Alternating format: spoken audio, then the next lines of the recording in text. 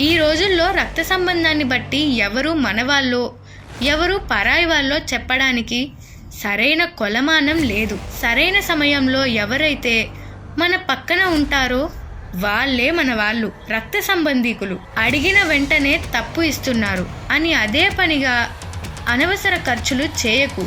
కొన్నాళ్లకు అత్యవసరమైతే వీడికి ఇదే పన అని రూపాయి ఇవ్వడు. కింద పడడం ఒక విధంగా మంచిదే.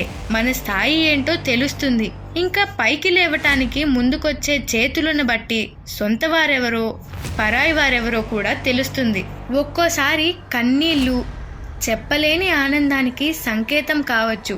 చిరునవ్వు మౌన వేదనకు మేలిముసుగు కావచ్చు. ఎవరి గురించి ఎక్కువగా ఆలోచించకు, అది మనశ్శాంతిని దూరం చేస్తుంది. ఏం జరిగినా దైవ నిర్ణయం అని భావించు, మనసు ప్రశాంతంగా ఉంటుంది.